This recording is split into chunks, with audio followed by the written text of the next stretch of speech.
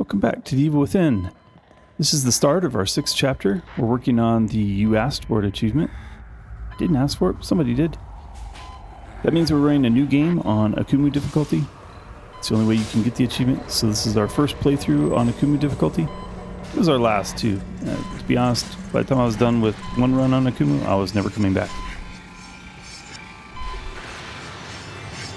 Sebastian seems to be hallucinating again. We're seeing that kind of red background, that red haze to the image. I believe these are images caught from his subconscious, like maybe his conscious eyes are open and he's catching some glimpses of doctors. You should take better care of yourself.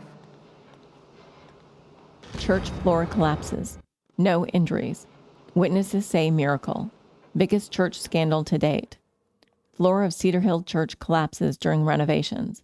Parishioner says it was a miracle no one was injured. Now, I want to talk a little, just briefly, about that red hallucination cutscene that we saw. What's commonly believed is that when the STEM system connected and synced with them in the patrol car, that their consciousnesses were subdued. They went unconscious. That Mobius then came in, kind of cleaned up the crime scene, if you will, and took the key members of our party, Sebastian, Kidman, Joseph, and Officer Connolly, and took them physically into the pod, the node room of STEM at Beacon Hospital, and physically plugged them in. So I believe that was a kind of a manifestation of Sebastian's subconscious catching a glimpse of what's happening to his real body. He's not really being stabbed with that. That's probably the connection that goes in the back of the skull, the matrix connection, if you will. So I believe those are hints that something physically is happening to his body. And I go along with the consensus that that's probably Mobius taking them and putting them in the Beacon Hospital STEM node, in those pods. Those, if you want to call them pods from like the Matrix, but they look like big bathtubs with white milky fluid in them. A couple other things to watch for in this particular trip back to Sanctuary. Note the on the right as we went by and the crosses on the wall here. Those will become important to our discussions as we go through Chapter 6. They're kind of references to the place that we're going to be going, which is Cedar Hill, another village. We were in Elk River, where the Victoriano estate owned a lot of the land around Elk River.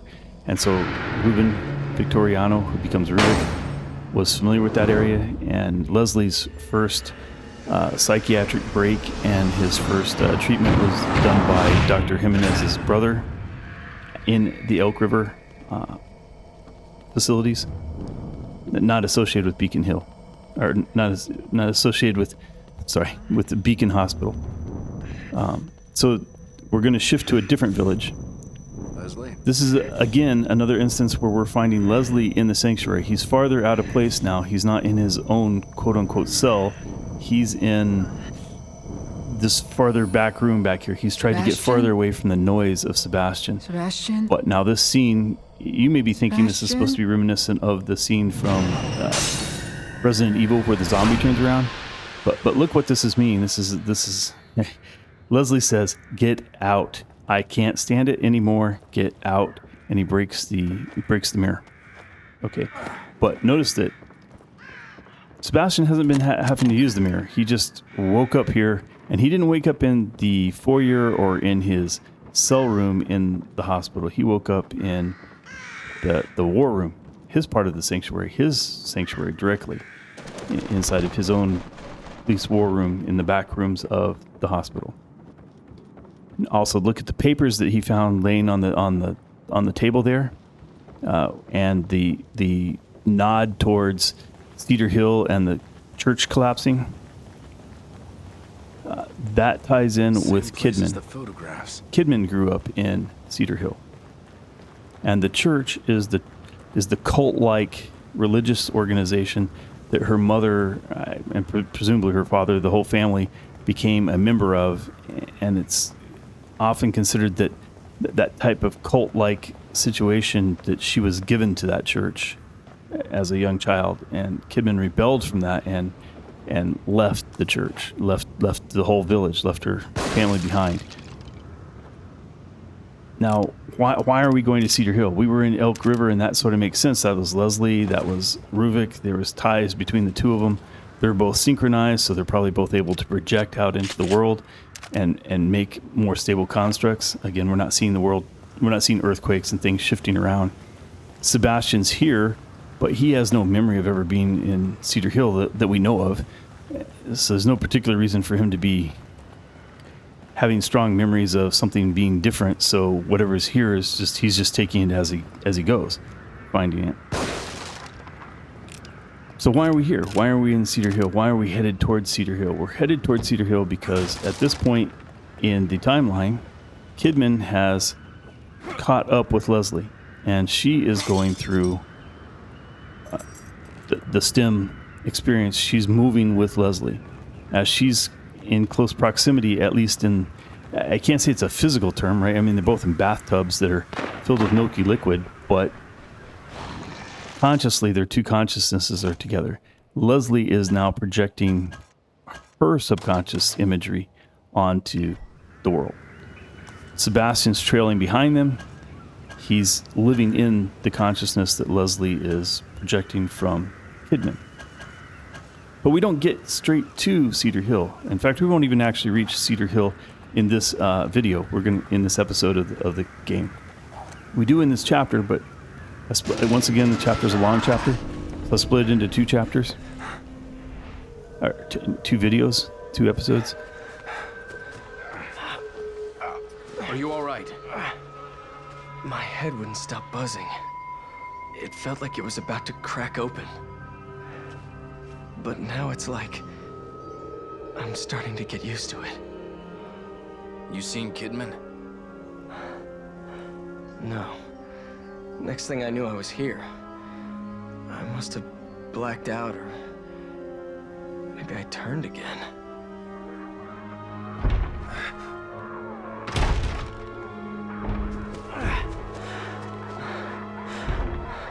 Inside. Let's go. Okay, so let's take a little bit of a break from the lore and talk some tactical information here. This is the #1 rage quit point for Akumu. Almost everybody that quits here. It's insanely difficult. You are going to die here. You just take it for granted. You are going to die here. Everybody dies here. You're not alone in this. Really, the only thing that works is to understand the mechanics of how these quote-unquote endless hordes work.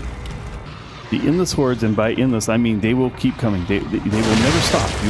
You cannot kill them all. They will never be done. The only way to survive an endless horde is to know is to stop killing them. If you keep killing them, they will keep spawning, and every time they spawn more. You see, we started with 2, now we've got 3. Okay, now if you see what happened there, I shot her, she went flying out the window. The mistake I have made is that my crossbow is upgraded. My harpoon bolts are upgraded. So when I hit them and shot them out the window, they died. There's a reason there's a possible reason if you want to go that route to not upgrade your harpoon bolts. If your harpoon bolts don't kill those and you throw them out far enough, they can actually be still alive but be so far out of the scene that they have to take the time to get all the way back here. In my case, it killed them both, so I immediately got the more spawns. If you manage to throw them out of the scene and keep them out of the scene that way, you could be doing this with only one creature falling. Since I killed them, I have 3. But you see the philosophy there. Okay, that very first move, you've got to step back and you've got to hit that barrel. That's the only way I was able to do it. I've seen other people do slightly different ways, but mine is step back to the right and shoot that barrel and kill both of those first 2 haunted. Then as the other ones are climbing through the window, I shoot 2 of them with crossbow bolts. that was mostly so I could have the discussion here about if you didn't upgrade your crossbow bolts, it's possible that when you throw them out of the map that way, that it takes them so long to come back that you wind up then kiting one haunted around, which is actually pretty easy. But you saw I had to do it with 3. It's much more dicey.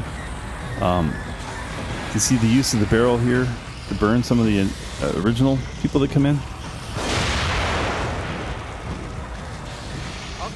At this point, it just becomes a kiting game, and you've got to try to keep them interested in you. In the first room, they can get distracted and get onto Joseph, and that will just, it's not an immediate death, but Joseph will start trying to fight them with axes, and you wind up running around and around for a long, long time trying to avoid Joseph dying and trying to avoid you dying. You can see this kiting, just try to stick to the walls. Try not to kill too many people, because if you kill too many of them, they wind up being just a whole plethora of them in here. You can, if it gets just too dicey, have like a flashbang, like I have readied in my crossbow, or a electrical bolt, something that won't kill them, but will just pause them and allow you to reposition to start the kiting better. Because occasionally that'll happen where one of them, and see now I'm starting to have problems because somebody is getting stuck behind. I'm running at people. So here I had 4 of them. Now I've been told that if you kill the old woman and the fat boy, that they won't cause anybody to respawn. Sebastian, let's go. That's why I picked those 2 to kill. I was just so happy that in my experience, I could never kill the right one. Even if I killed just the fat boy and the old woman, it's still spawned. We can't keep going at this pace. I can't vouch for that. I can just say that I've heard that. As fast as we can. So that was the number 1 rage quit. There. It's a kiting exercise. Try not to kill anything. Try to just Anything's run going to be around. better If you than notice up staying there here. on the top of that, there was a statue, a key statue. So don't forget that's there. I think I shoot it here, but for some reason, I guess going back and forth through the through various cuts and stuff, it winds up. I promise you, I never picked up this. I only pick up that rifle once, because getting through those 2 rooms took me days. I'm talking multiple play sessions of hours-long play sessions to get through those 2. You're likely to get very frustrated. You're likely to want to quit. And the really irritating thing is you're going to watch me do it. You're going to watch other YouTubers do it, and it looks easy. That's because when you do get through it, it's pretty short, and everything goes smoothly.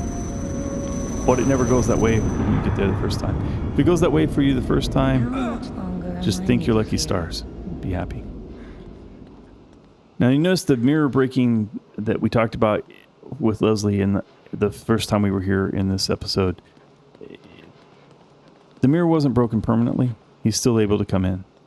So that wasn't Leslie saying you're no longer allowed in the sanctuary. That was Leslie saying, I need a break. Go away. Okay. So I don't want you to think that was a complete rejection of Sebastian by Leslie. It was more a temporary, I need a breather. Please leave me alone.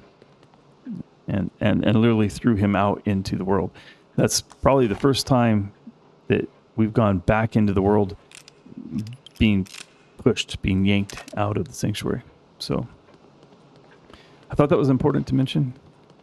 I know we've talked at length about what STEM is and what the sanctuary is, the combined construct of now Sebastian and Leslie. I want to make a point in this video. I want to start talking about the people rather than the STEM and the sanctuary. Just as a note there, we didn't upgrade anything. We just sat down to see if there was something we wanted to upgrade. Decided not to upgrade anything. In the brief pass down through the hall that we made there, I'm checking to make sure that there's no newspapers and no missing persons posters. I know I just did the lockers, so no reason to do that. Okay, so we'll save and we'll go back. But those crosses are indications of Kidman, as we were talking before we got to taking the break. Large battle. And the Elk River is where Kidman grew up. And that cross with this kind of diamond shape in the middle. This is a really cool tactic. This is a real nice strategy that I like. If you come over here and you want to throw it far enough in there, you want it to hit back behind that partial part of the wall. And if these two guys come at the same time, when they hit the trigger switch there, they get caught in the trap.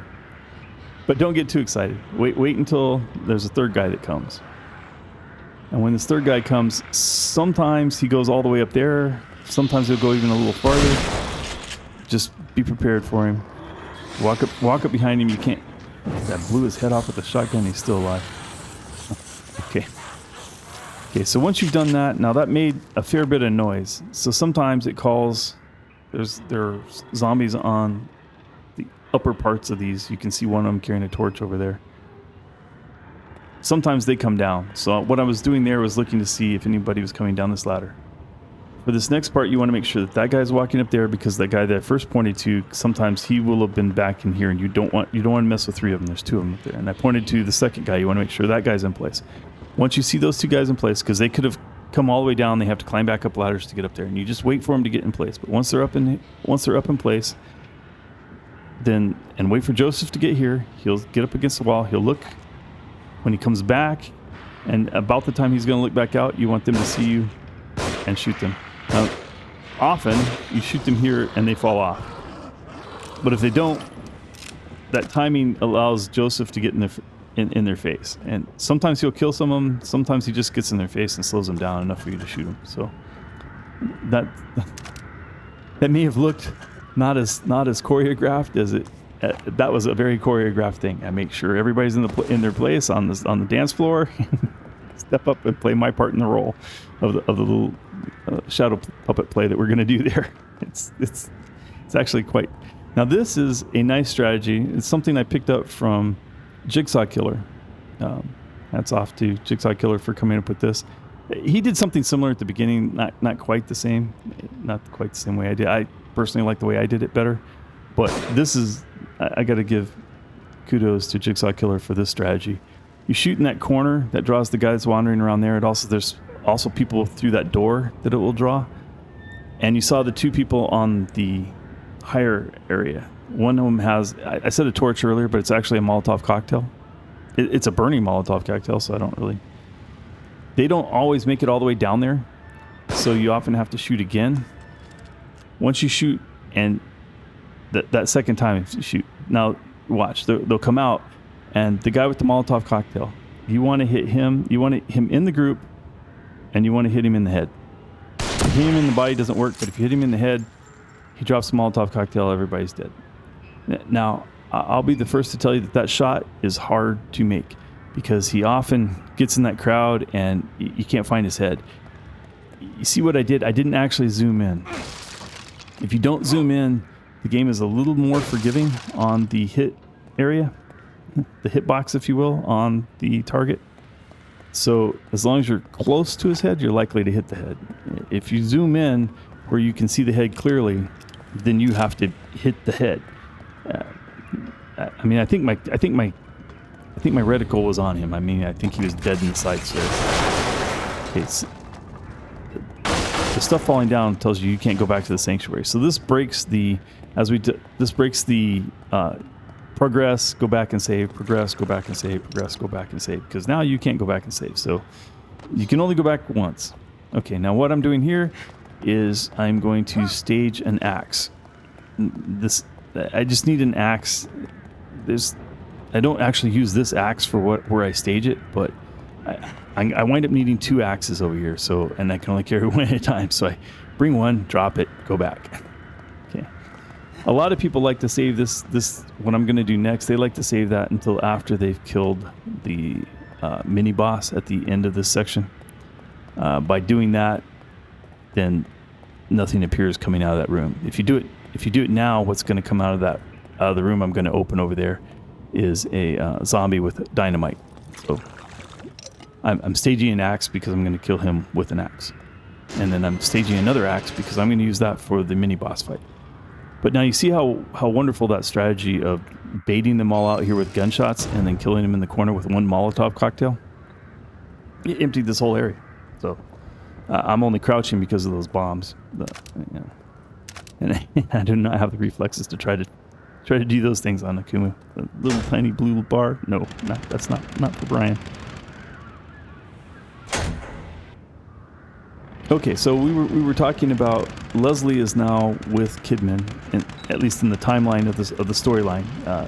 Kidman's story and Joseph's and Sebastian's all run in parallel.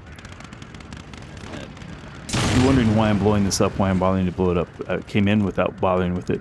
But even if you crawl over here, you stand up to open the door.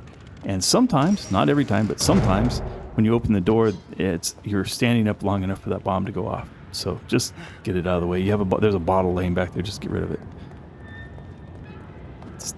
Seems like a no-brainer to just be safe on that one. Okay, so now we turned on the generator that throws these two switches.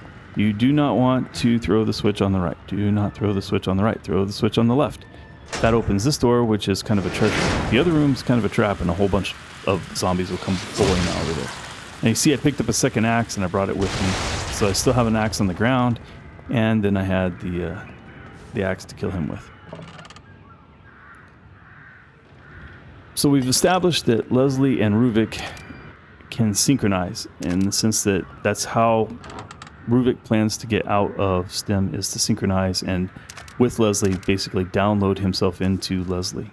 And we'll talk about that kind of in great detail in a little bit later episodes. But right now we just have established that the two of them can synchronize and they have similar brain patterns. Since they have similar brain patterns, Leslie can project kind of stable areas. This isn't just because they can synchronize. It's also because Leslie has trained himself from a very young age to be able to make mental constructs, places that he can run. That's, as we've talked about, that's what the sanctuary is, right? That's what the hospital that Sebastian keeps going back to is. It's a construct that was started by Leslie. And that training, that mental training from trauma, a way to hide from trauma, is what allows him to be more manifested in this world. So now that he's with Kidman, he's projecting what's in Kidman's mind, what's in Kidman's memories. And so instead of Elk River, we're headed towards we're headed towards Cedar Hill Village. And I forgot it. You'll see. I forgot a jar of, just like Ruvik. Ruvik must have left this remnant laying around, and I forgot it too. So it almost got left. And we'll pick up some more bioelectrical energy here. Anyway, so there are some key points that happen. This episode is so full of just tactics that it's hard to get what I wanted to talk about from the lore perspective. But you want to know that you're going to trigger that. And you need to get these boxes done in exactly this order at exactly this speed. I'm using an explosive bolt here. I'm going to place it inside that box. That's actually a kind of a hard shot to do if you're not careful. You'll either overcock it and it'll be on the outside, or you'll undercock it and it'll hit the door. This is a relatively. It's good that one shotgun or one handgun bolt or handgun shot there will kill that. I always save this box till last. You can run by those bombs if you're quick. This is kind of a hard shot. You got to be back far enough. Now, these are the ones that came out when that all started. And if you're not quick enough, then getting here can be a challenge, right? Because if you encounter them before there, or if you don't have that bolt down, or if you try to put that bolt down first before you take the shot, and here you're wanting to avoid them. Once you get down into this area, once you go through this, you're going to trigger the boss fight now because you've destroyed all the boxes, all the sniper boxes. When you go through this, you're going to trigger the boss fight. The reason we staged that axe the way we did is so that we could pick it up and bring it to this fight. Put down an electric bolt, pick the axe up, and he's frozen, hit him with this axe. And you cannot believe how much damage that axe does to him. If you don't do that, this will not kill him. You will be fighting him for minutes if you do not bring that axe. And it's not, there's a fire barrel around the area. The fire barrel does not do it. Fire bolts do not do it. Incinerate bolts do not do it. That axe is key. And hats off to whoever figured that out. I first saw it from Jigsaw Killer, but that axe makes that fight a no-brainer. You hit him once with that. You hit him one electric bolt freezing. Hit him with the axe, and then shotguns. If your shotgun's not upgraded, you might want to use harpoon bolts. If your harpoon bolts, especially our harpoon bolts, are upgraded, so it winds up being a fine thing to use. But I use the shotgun. It fires quicker. It's simple. So anyway, all right. So now we're finished with all the fighting, and our episode is probably going to be wrapping up. The lower point that I want to make while we're running around picking things up is that in Chapter 5, if you remember in Chapter 5, when Kidman, Joseph, and Sebastian were all together, they were walking down a hall, and Joseph said, "I don't get why they didn't kill you. Why did they just put you in that water trap?" And Kidman said, "Maybe he didn't think I was a threat." And Sebastian says, "He?" And immediately, Laura arms come out of the ground, pull Sebastian down in, and he has to fight with Laura, right? Then we have that dream haze red cutscene at the beginning of this chapter, and in that you saw a flash of Kidman. Okay, this is Sebastian's detective mind saying there's something off about Kidman. He's probably even remembering back to the police car. Do you remember when we were in the police car at the very beginning and everybody got sunk to them? Kidman didn't react, and we point that out in the video that Kidman didn't react. That's because Kidman is not who she says she is. And we'll talk about that a bit later, but the point I want to make now is that Sebastian's mind is working on this puzzle of who the hell is Kidman? Why does she not seem to react to the same things that seem to be turning Joseph into a zombie, that are giving me headaches? Why is Kidman different? So his mind is trying to figure this out. Ruvik is realizing that the willpower that Sebastian is displaying is phenomenal. And he needs that willpower by itself is a formidable force. That willpower combined with the knowledge that Kidman has. And I don't have time to get into what knowledge she has, but Ruvik knows what knowledge Kidman has. And he cannot let the knowledge and the power combine. He cannot handle that. It will overcome him. Because that will overcome him, he is bound and determined to keep the two separate. This was a firewall. This was this portion of chapter 6 is trying to keep Kidman and Sebastian separate. It's trying to keep Sebastian behind Kidman. Kidman and Leslie are traveling through the world. Sebastian's trailing them. If he catches up with them, they might combine resources. If Sebastian combines his force, his will of force, with that of with Kidman's knowledge, then Ruvik will lose the game. And so he is doing everything in his power to keep that from happening. So he set up this firewall. And you notice all the haunted, the husks that he's left behind are doing his bidding. You can see that clearly doing his bidding. They're patrolling.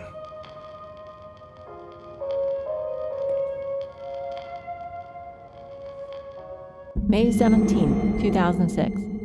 8 months since Myra and I were married, and you, little Lily, are the result of our love. I can't wait for 2 months to pass so I can finally meet you. But I must admit that I am scared. I've faced countless dangers in my job, but knowing that I'm going to be the dad is the scariest thing of all. I promise to love you and to protect you with every fiber of my being as long as I am in this world. I will enter this stage of my life the same way I do every important task, with the full heart and desire to do the best that I can. Just know that your mother and I love you already and cannot wait to welcome you into this sometimes harsh world.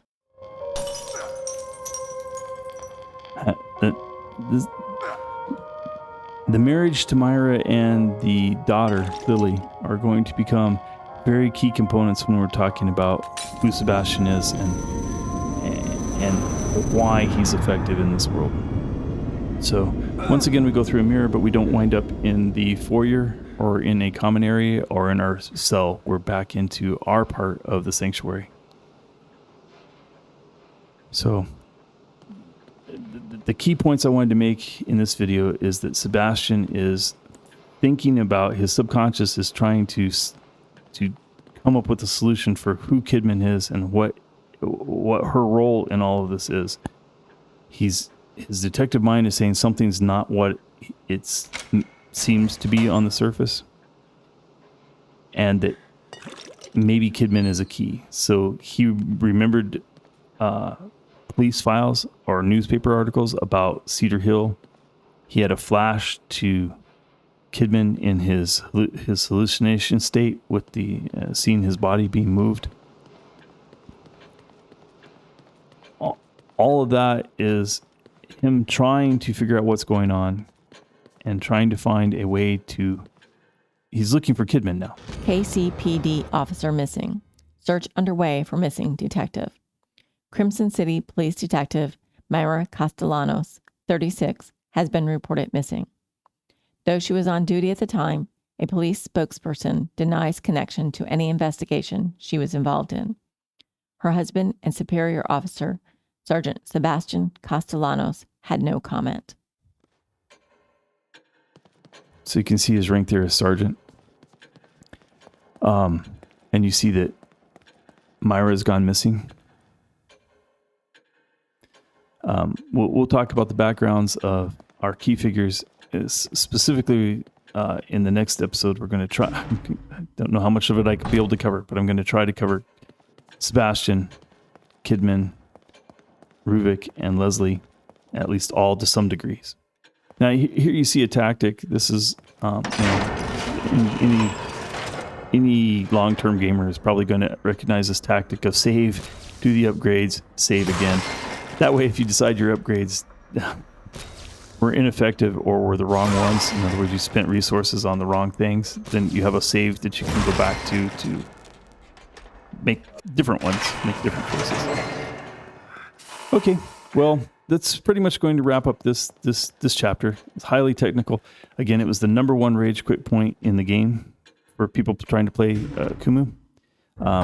We got through it. It was not easy. This is the first time I started looking at other YouTubers' videos to see how they got through it. Up until this point, it had been just Jackie and I. Hope you enjoyed it. We'll see you next time. Thanks for watching.